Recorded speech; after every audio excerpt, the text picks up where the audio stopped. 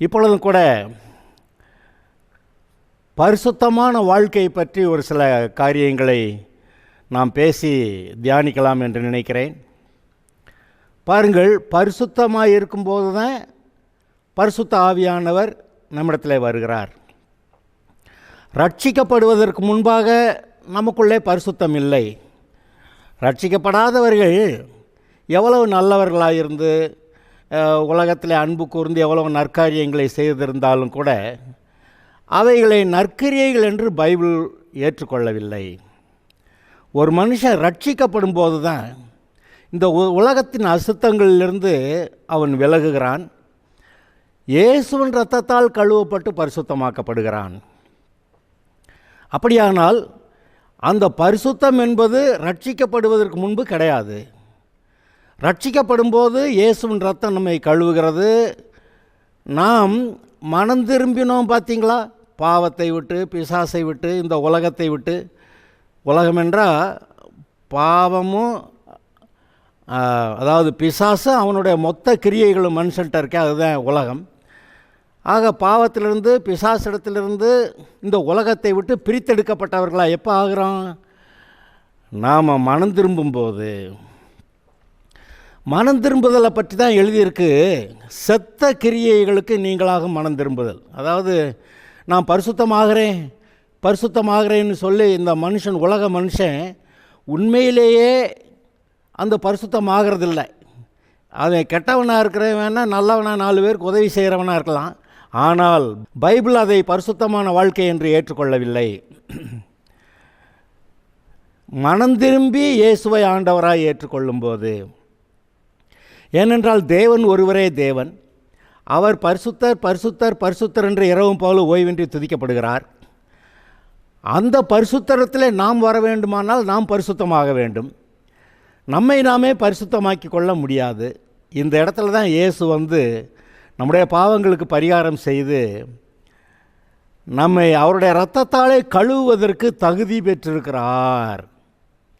ஆதலால் தான் இயேசு ஒருவரே மனிதனுடைய பாவங்களை மன்னிக்க முடியும், மனிதனை கழுவி சுத்திகரிக்க முடியும் என்று நாம் சொல்லுவோம். அப்படி மனம் திரும்பி இயேசுவை ஆண்டவராக ஏற்றுக்கொள்ளும்போது இந்த உலகத்தின் காரியங்களை விட்டு நம்ம பிரித்தெடுக்கிறோம். இது நாம் செய்கிற வேலை. மனம் திரும்பினாதான் நமக்கு மன்னிப்பு கிடைக்கும், ரட்சிப்பு கிடைக்கும். இந்த மனம் திரும்புறது கர்த்தர் செய்கிற வேலை இல்லை.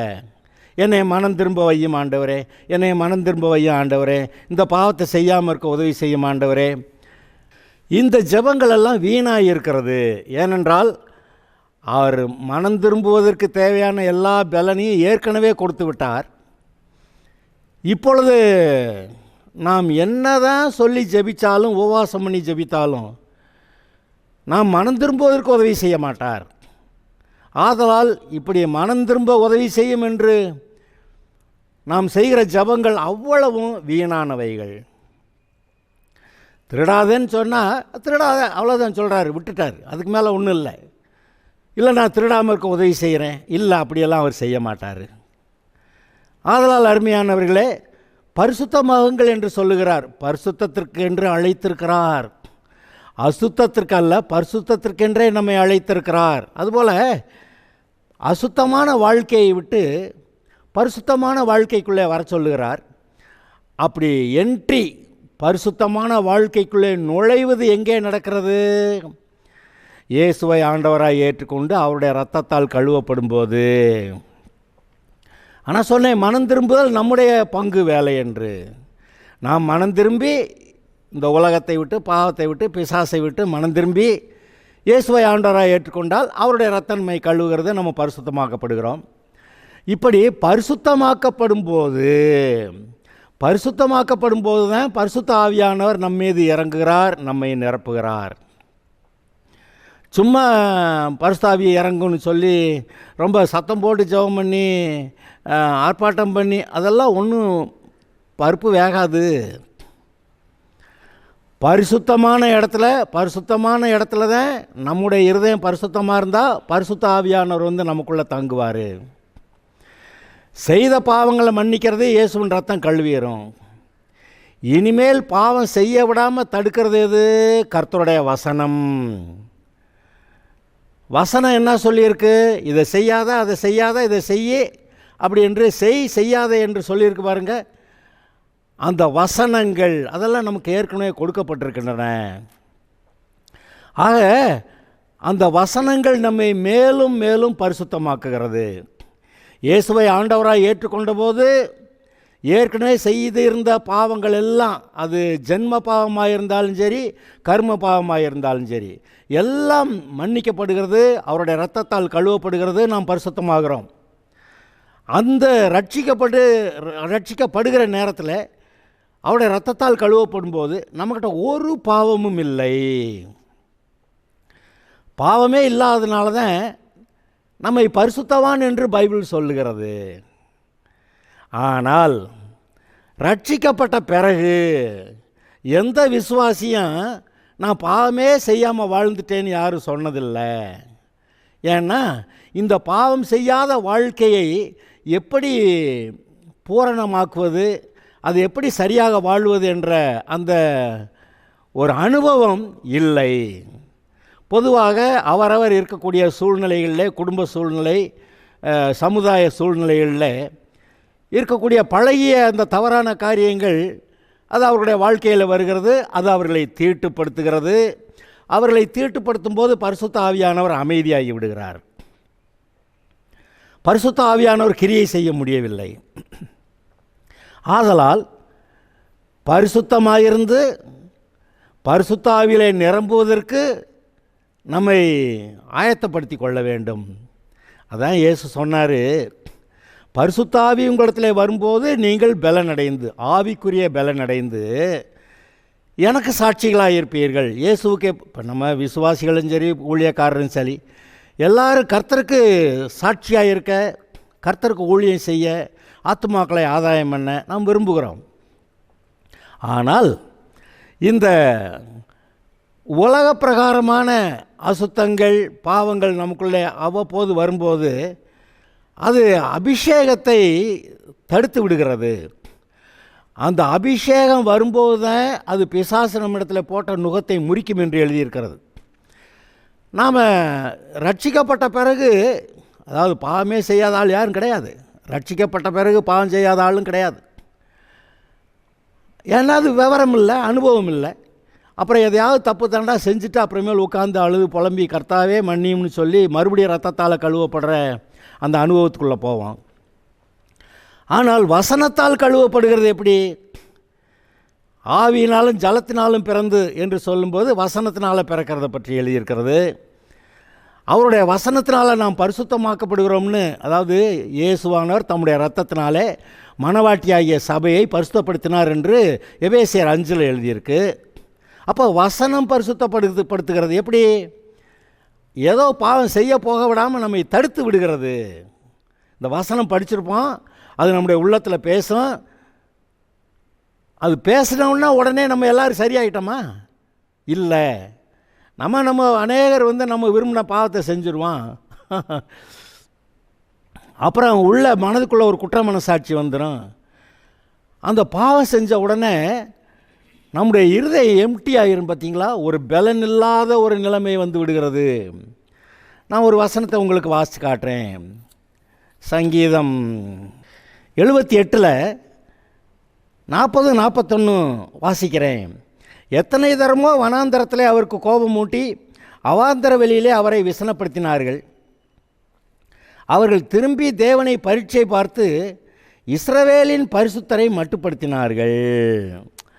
அதாவது இவங்க பாவம் செஞ்சு தேவனுடைய ஆவியானவர் நமக்குள்ளே கிரியை செய்கிற அதை தடுத்து விடுகிறார்கள், மட்டுப்படுத்தி விடுகிறார்கள் அப்படின்னு எழுதியிருக்கு.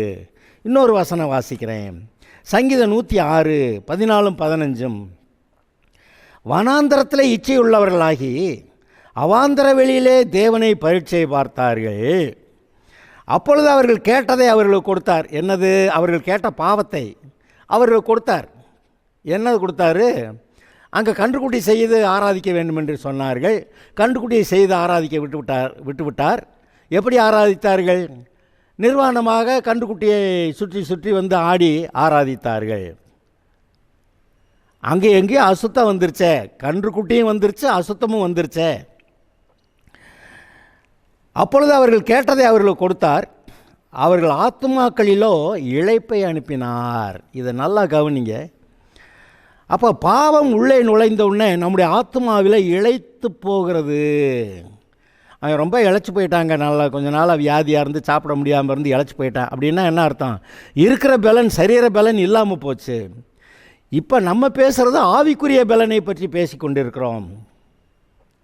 இப்படியாக நாம் விரும்பின பாவங்களை நாம் செய்யும்போது அது செய்ய விட்டுறாரு.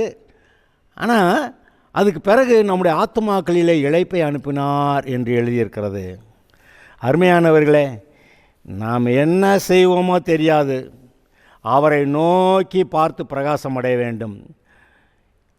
சிலுவை என் முன்னே, உலகம் என் பின்னே அப்படின்னு ஒரு பல்லவி இருக்கே, அதை நினைத்து, சிலுவை என் முன்னே உலகம் என் பின்னே அப்படின்னு சொல்லி அதை நாம் பார்க்க, அப்படி சிலுவையை பார்த்து முன்னேற வேண்டும். அவரை நோக்கி பார்த்து பிரகாசம் அடைந்தார்கள் என்று எழுதியிருக்கிறது. அவரை நோக்கி பார்த்து கொண்டிருக்கும்போது நாம் அவரை போல மாறுகிறோம், நம்முடைய வாழ்க்கையிலே மாறுகிறோம் என்றும் பைபிள் சொல்லுகிறது. 2 கொரிந்தியர் 3:16 நாம் அவரை பார்த்து வசனத்தை பார்த்து, அவரை பார்த்து வசனத்தை பார்த்து, அவரை பார்த்து வசனத்தை பார்த்து, அவருடைய மகிமையின் மேல், அவரை போல மகிமையின் மேல் மகிமை அடைந்து வாழ்க்கையிலே முன்னேறுகிறோம் என்று எழுதியிருக்கிறது. ஆதலால் அருமையானவர்களே, பரிசுத்தம் இல்லாமல் பரிசுத்த ஆவியானவர் வரமாட்டார். பரிசுத்த ஆவியானவர் வரலைன்னா, அதான் அபிஷேகம் வரலைன்னா நம்ம ஆவிக்குரிய பலன் அடைய முடியாது.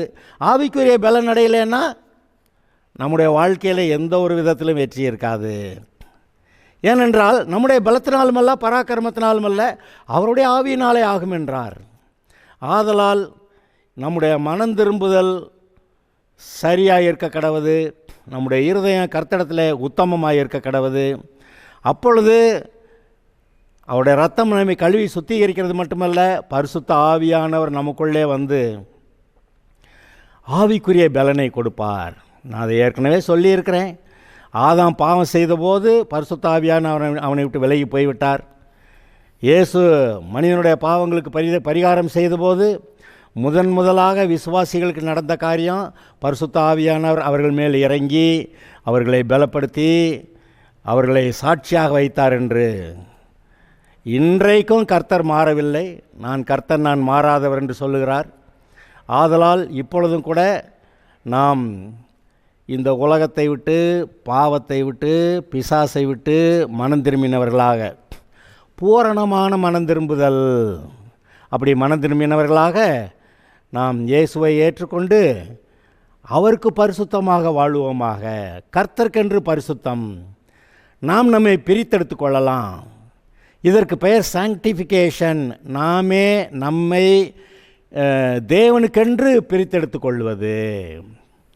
அப்படி இருப்போமாக, அப்படி செய்வோம். இப்போ நான் சொன்ன வசனங்களை தியானம் பண்ணுங்கள். இது உங்களை அந்த பரிசுத்தத்துக்குள், தேவனுடைய ஜீவனுக்குள், அந்த ஆசீர்வாதத்துக்குள் நடத்தும். நீங்கள் ஆசீர்வாதமாக இருப்பீர்கள். Okay, God bless you.